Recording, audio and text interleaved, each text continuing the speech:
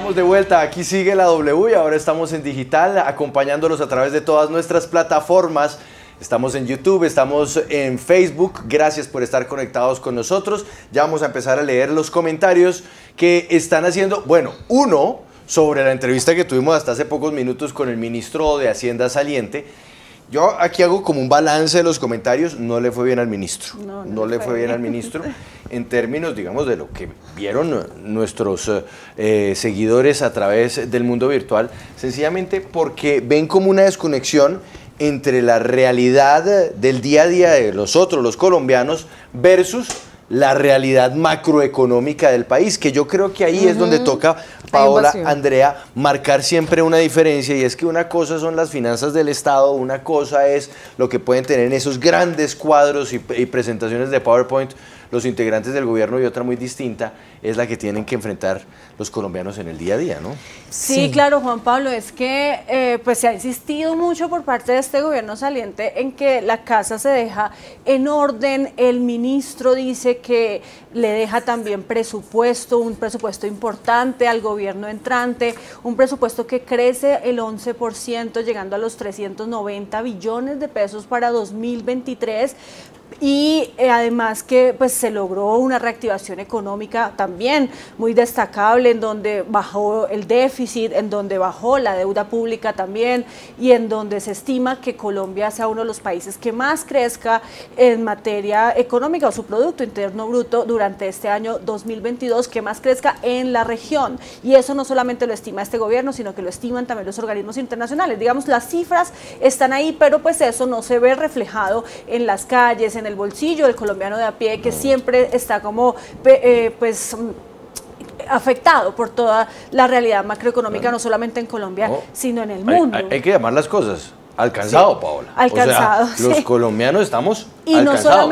No solamente está ese problema de lo que se afecta o lo que se impacta el bolsillo del colombiano, sino que también está pues tantos cuestionamientos que se le hacen al gobierno saliente por el gasto tan exagerado que hubo, por los contratos que se dejan amarrados, por la falta de austeridad en el gasto también, y muchas otras cosas que pues el ministro dice que son menores a las que había cuando ellos llegaron al gobierno en 2018, pero que de todas formas sí crean un sinsabor en la opinión pública. Y es que a mí me parece clave lo que usted le preguntaba a Juan Pablo, y es que en el día a día pues uno va a ver que pues sí, el salario mínimo quedó en $1 millón de pesos, y políticamente enviaron un mensaje como un hecho histórico, como una cifra que iba a ser importante para la economía de cada hogar en Colombia, de cada trabajador colombiano. Sin embargo, pues evidentemente ese $1 millón de pesos no alcanzó, y eso es lo que ve la gente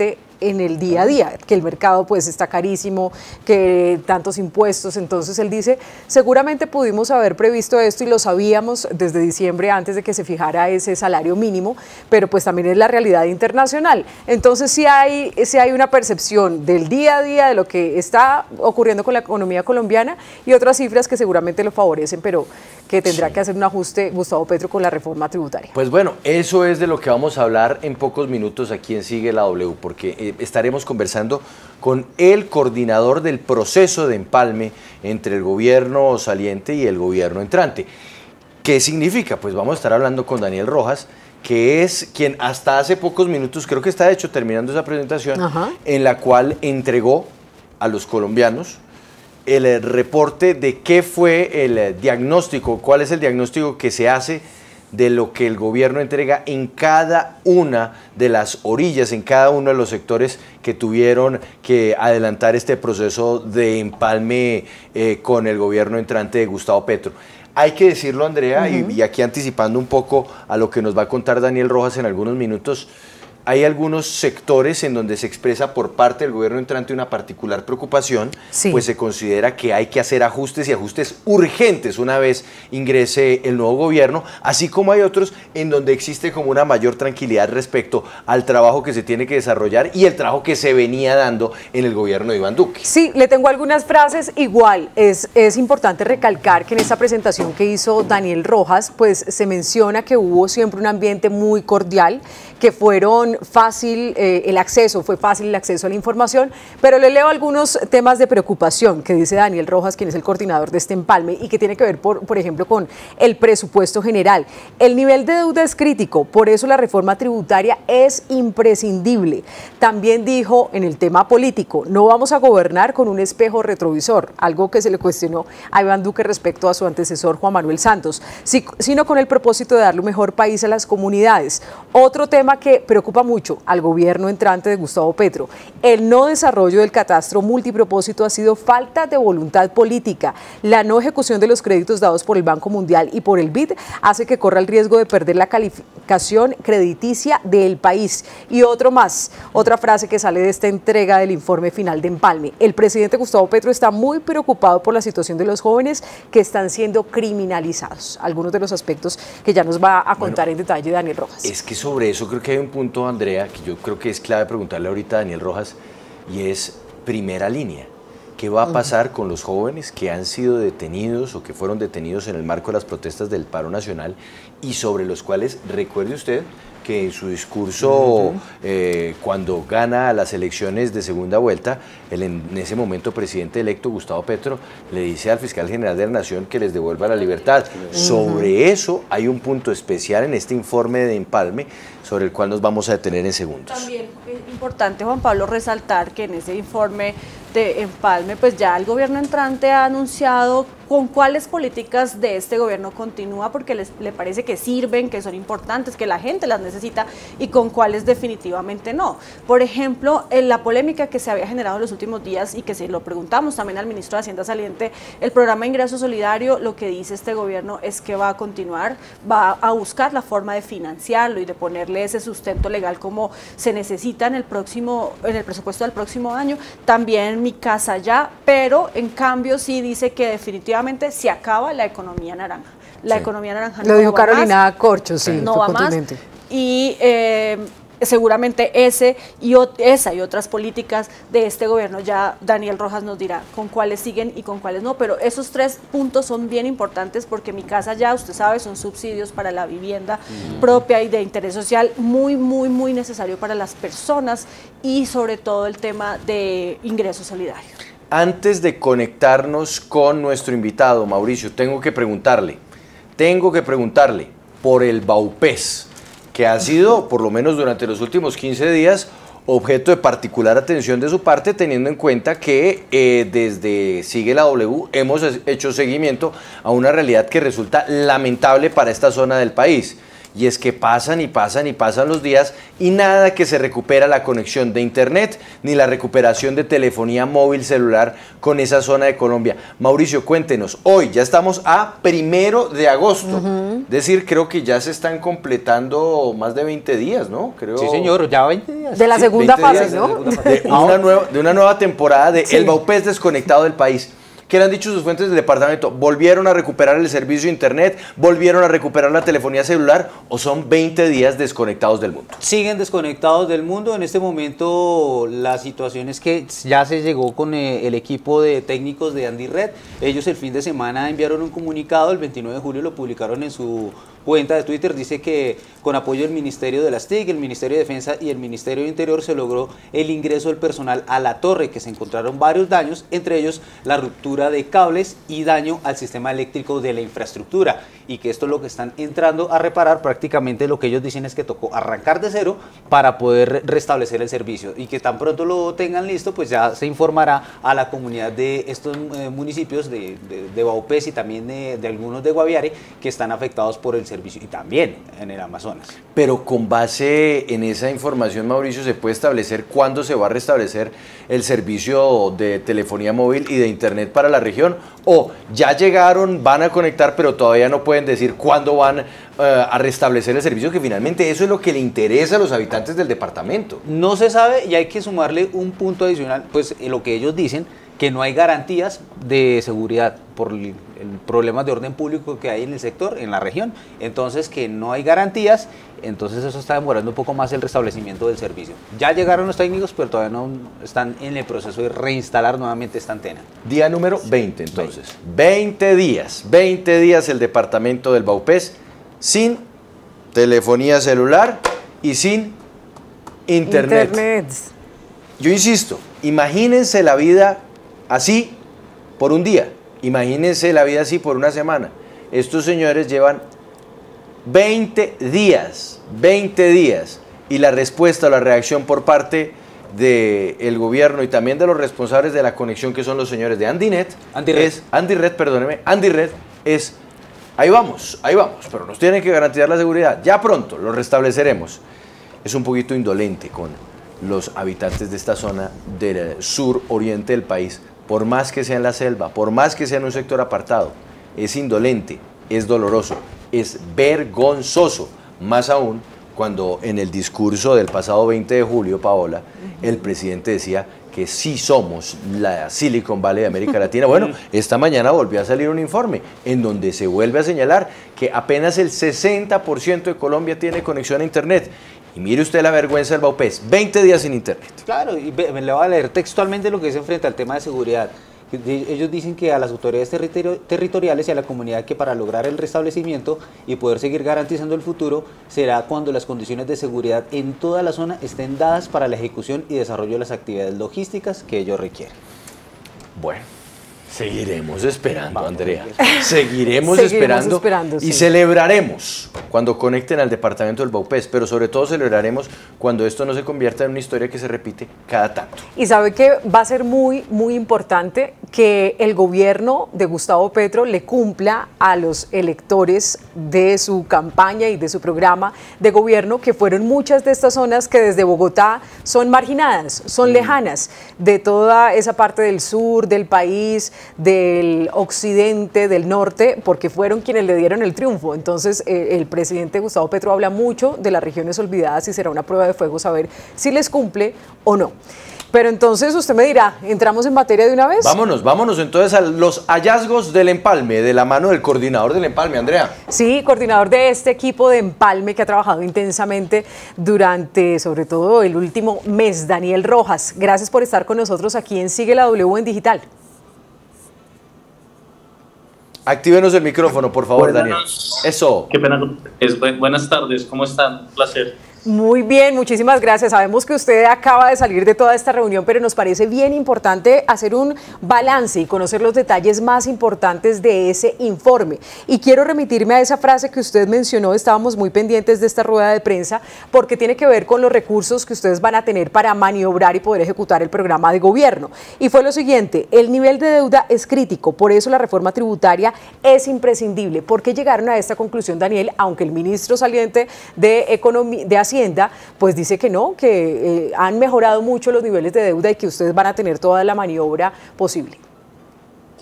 Bueno, primero porque no solamente son los altos niveles de endeudamiento, que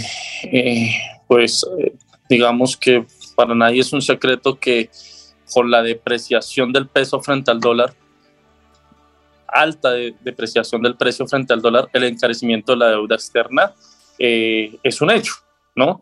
Y digamos que los datos así lo corroboran, sino además el alto déficit fiscal con el que nos encontramos al final de este periodo.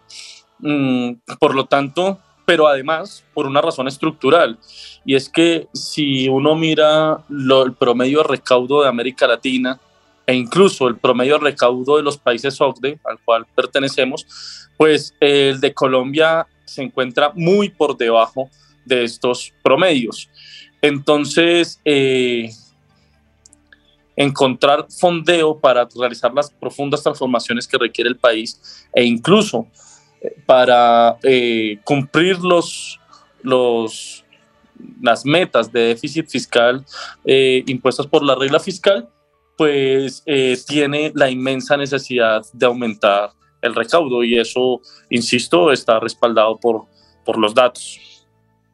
Daniel, mire que el ministro nos decía hace unos minutos que no es cierto que ellos estén dejando amarradas contrataciones y vigencias futuras. Sin embargo, pues usted decía lo contrario en este informe y las conclusiones que usted expuso. Pero sí deja vigencias futuras comprometidas, sino que en un menor nivel que las que ellos recibieron en 2018. No es que no deje, porque todos los gobiernos dejan. Sí, pero él digamos que le baja el tono un poco diciendo que no, que van a poder gobernar sin ningún problema, pero a ustedes les preocupa y exactamente ¿a qué vigencias futuras se refiere? Bueno, digamos que amarrar contratos ha sido, digamos, no ha sido una frase que yo haya pronunciado, aun cuando amarrar o dejar, por ejemplo, juntas directivas claves, como por ejemplo las de Ecopetrol, es dejar amarrado propósitos que son contrarios a los propósitos del programa de gobierno, e incluso procesos licitatorios que requerirían un poco más de diálogo con las comunidades, como por ejemplo el del Canal del Dique, pues también nos genera a nosotros la necesidad de por lo menos solicitar que este tipo de contrataciones, pues que requieren la inmensa movilización, o mejor, participación social, pues pudiera ser parte de lo que el próximo gobierno pueda desarrollar. Y respecto a las vigencias futuras, sí, digamos, hay que decirlo con toda sinceridad, es lógico que todos los gobiernos dejen vigencias futuras comprometidas, pero por ejemplo, las vigencias que están o que tienen incidencia en términos de casi atravesarse a los propósitos del próximo gobierno, pues nosotros sí hemos hecho las sugerencias de por lo menos ponerlas en stand-by para que sea decisión del próximo gobierno su ejecución. Puntualmente, el patrimonio autónomo que compromete vigencias futuras del Instituto Geográfico Agustín Codazzi para la ejecución del catastro multipropósito. Es una solicitud que le hicimos expresamente al director saliente del DANE por ser cabeza de sector en ese propósito o de esa entidad, y porque son vigencias que están muy específicamente comprometidas para el siguiente periodo. Y asimismo con algunas obras de infraestructura que el presidente Petro ha dicho habría en nuestro gobierno que redireccionar o repensar la inversión pública más que en vías 4G, en otros propósitos mucho más digamos, armonizables con el plan de gobierno que ganó el 19 de junio. Sí, justo sobre ese tema del catastro fue una de las razones por las cuales no continúa Juan Daniel Oviedo en el gobierno entrante. Pero quiero preguntarle, Daniel, nuevamente sobre el tema del presupuesto, porque el ministro de Hacienda saliente insiste mucho, y seguramente ustedes ya conocieron en el proceso de empalme el proyecto que se radicó la semana pasada, y él insiste mucho en que les están dejando plata para poder adelantar todos sus programas, y que la reforma tributaria que ustedes proponen son para financiar los nuevos programas que quiere el gobierno Petro. Estamos hablando que el presupuesto sube 40 billones de pesos. ¿Eso no le es suficiente al gobierno Petro para poder financiar lo que pues necesita el país? Lo primero es que el aumento del presupuesto, más que pensarse en términos nominales, habría que mirarlo en términos reales, ¿no? Estamos frente a un año en lo fiscal, bueno, en particular en lo económico, en el que ha crecido la inflación de una manera casi que inusitada, o mejor, la inflación del año 2022 ha sido de las más altas en los últimos 20 años. Por lo tanto, el aumento nominal del presupuesto no tiene una correlación en términos reales para pensar que ha habido un aumento sustancial del mismo. Segundo, es que, como lo decíamos ahora mismo, el encarecimiento de la deuda pública pues hace que el crecimiento del presupuesto con respecto a la vigencia anterior tenga comprometido, digamos, recursos para el pago de la deuda pública mayores que los del año anterior, por lo tanto se cierra el espacio fiscal. Y tercero, fíjese usted cómo el presupuesto asignado para el sector de inclusión social no contiene las partidas que se requerirían para financiar los subsidios de ingreso solidario. Sí. Adicional a eso, fíjese que nos encontramos también con un déficit del Fondo de Estabilización de Precios del Combustible de alrededor de 30 billones de pesos, por lo cual nos queda a nosotros el reto de conseguir los recursos para poder seguir subsidiando el precio de la gasolina y no generar aumentos en el galón de la gasolina, que es como lo sugieren, digamos, desde perspectivas, por decirlo de alguna manera, distintas a la nuestra. Entonces, el espacio fiscal no es tan amplio y tan optimista como, con todo respeto, pues dice el ministro Restrepo. Más aún, digamos que nosotros, y eso podría ser un ejercicio de valoración importante para el debate público, que nos digan que el marco fiscal de mediano plazo, que el país no requiere una reforma tributaria.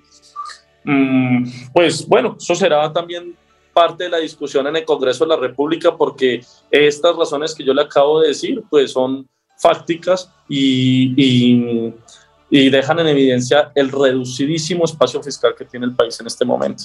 De los sectores, Daniel, ¿les preocupa que, por ejemplo, educación ya no sea el que tiene la mayor asignación presupuestal como lo fue hace unos años? Bueno, tampoco vemos al sector de defensa con mayores recursos, pero sí, por ejemplo, el tema de inclusión social. Usted nos mencionaba que no dejan partidas para ingreso solidario, pero pues porque según el ministro no se puede, porque no hay sustento legal, pero en el tema de educación y de inclusión social, ¿cómo se van a barajar eso? ¿Cómo se va a distribuir el presupuesto ya en la discusión en el Congreso?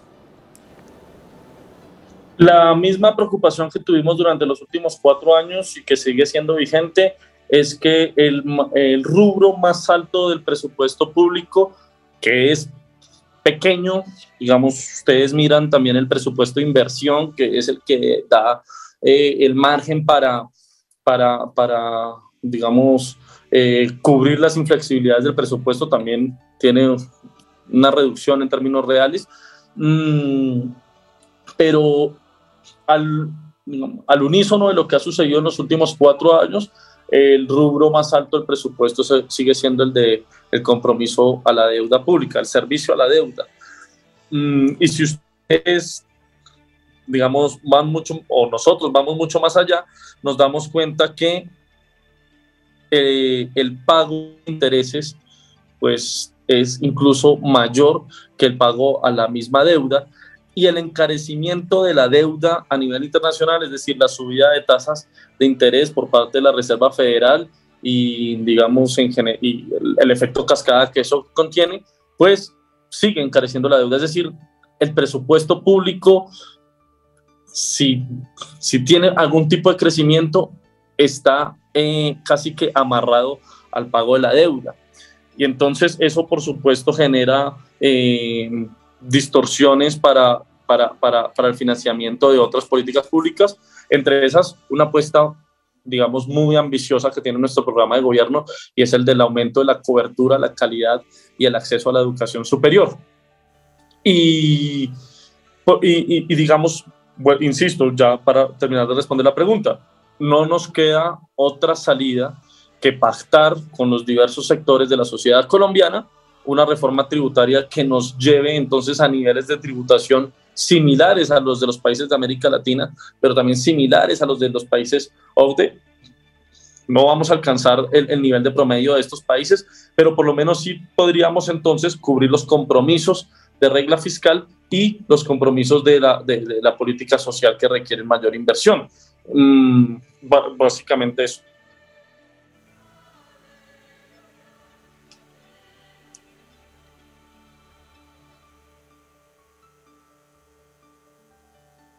Hola.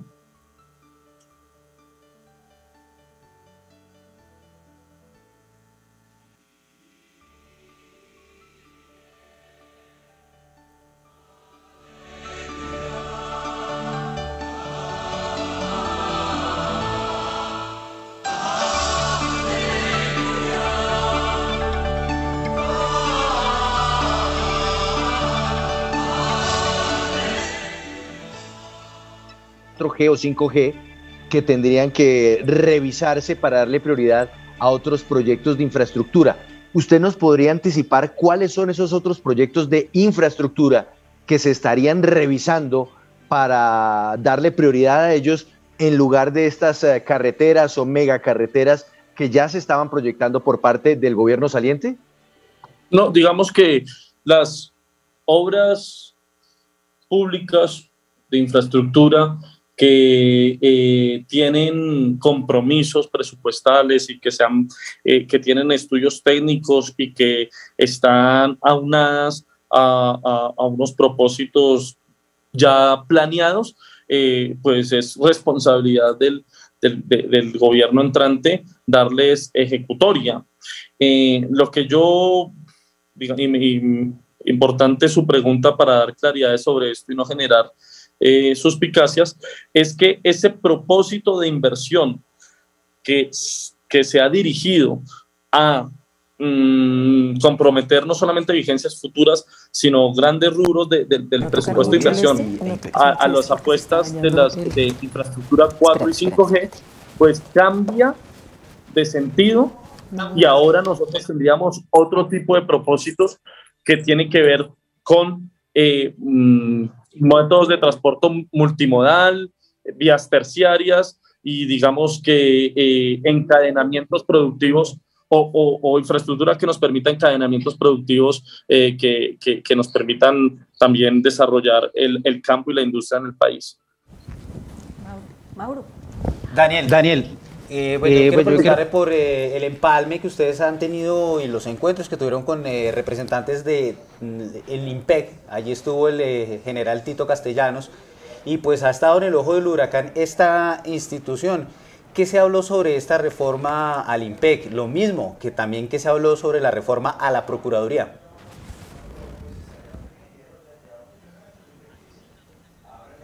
Que no tengo información de primera mano sobre las recomendaciones, o mejor, las ejecutorias de gobierno que frente al IMPEC tenga pensado el gobierno entrante.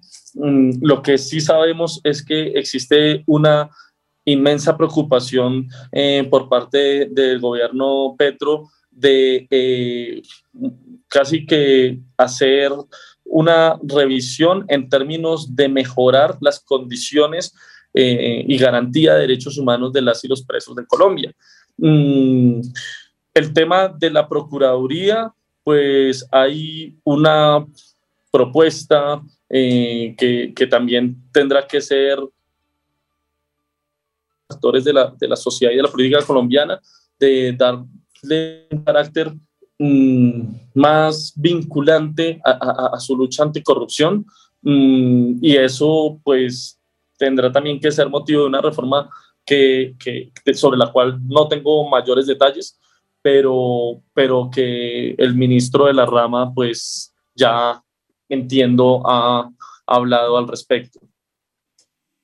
Hablemos ahora, Daniel, del tema seguridad, defensa y sobre todo lo que ustedes pudieron encontrar en términos del nivel de gastos por parte de ese sector, en donde, pues para no ir muy lejos, aquí en Sigue la W, Paola denunció hace muy poco la compra de unos aviones por parte de la policía, pero también hace unos días descubrimos en la W en la mañana la compra de unos aviones por parte de la FAC el año pasado que pasó de agache y que muy poco se dice. ¿Ustedes qué encontraron al respecto de esta situación del nivel de gasto y también de la transparencia del gasto en el sector defensa?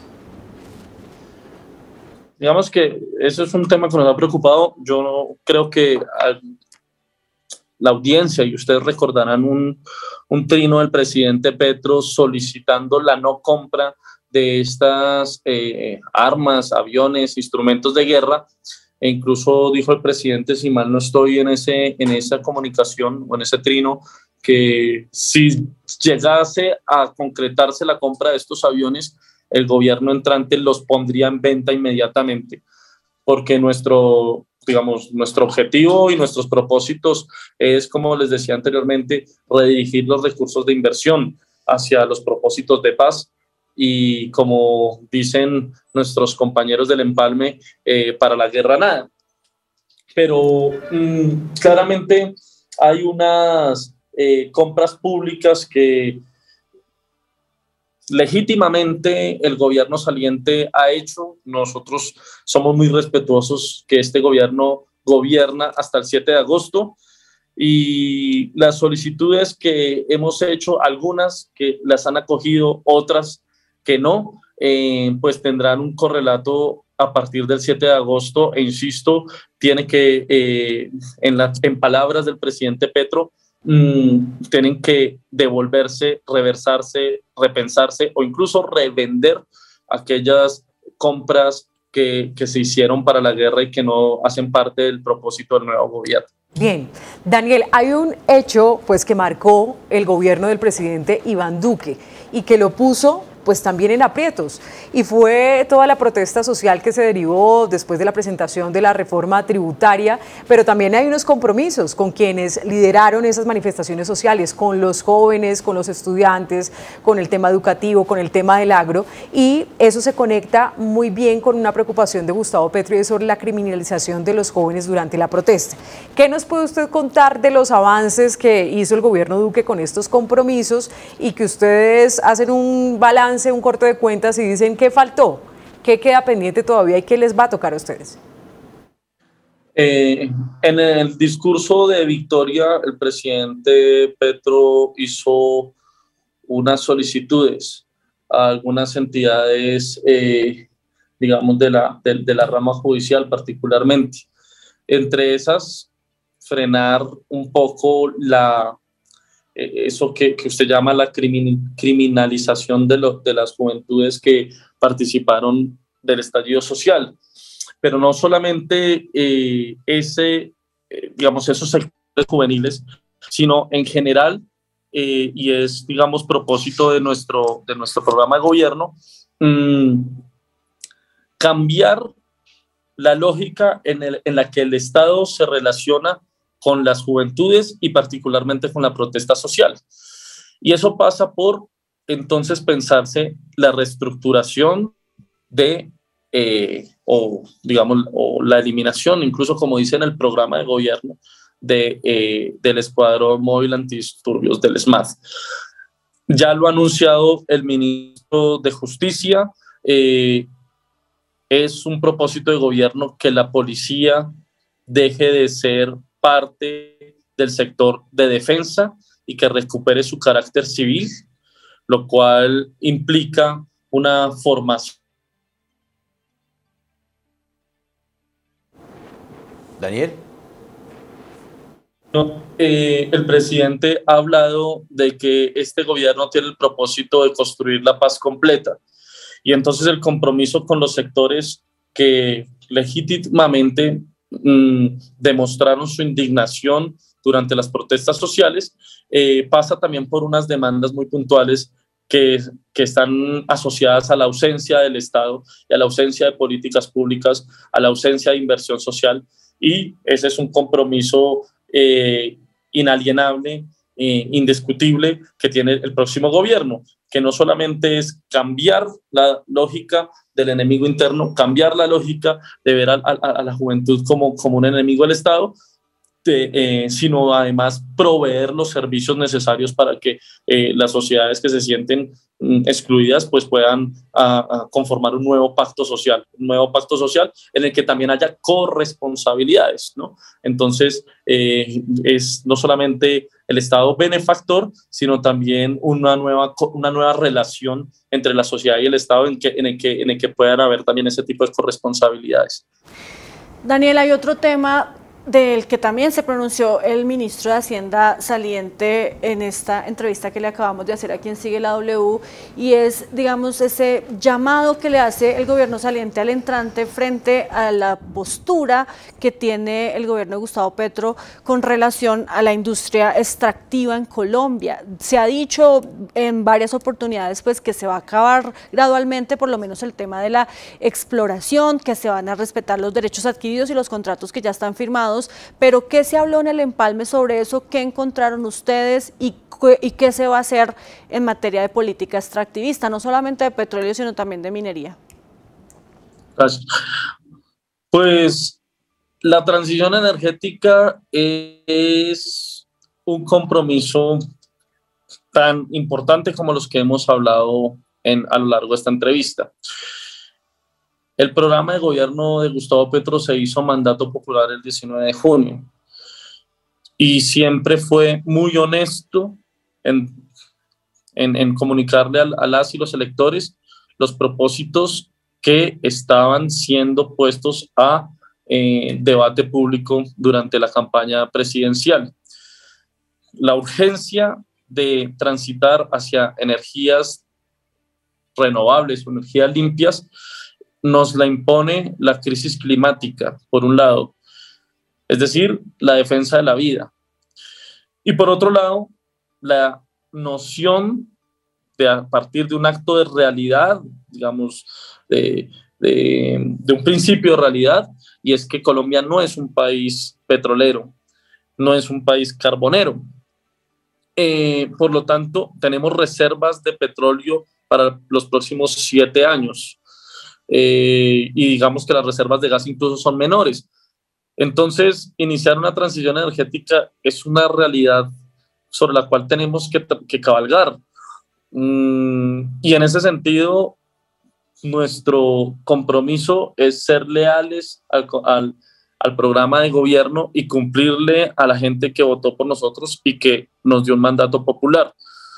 Como usted bien lo ha dicho, los contratos petroleros existentes tienen toda la estabilidad jurídica en este gobierno, pero no nos pueden pedir que traicionemos la voluntad popular, que traicionemos nuestra voluntad de defender la vida y nuestra responsabilidad de encontrar fuentes energéticas distintas al carbón y al petróleo, porque se nos está acabando, porque el petróleo se nos está acabando y porque el carbón, pues ya el mismo mercado, bueno, lo está expulsando, la misma realidad, la misma crisis lo está dejando por fuera de los circuitos globales de producción energética.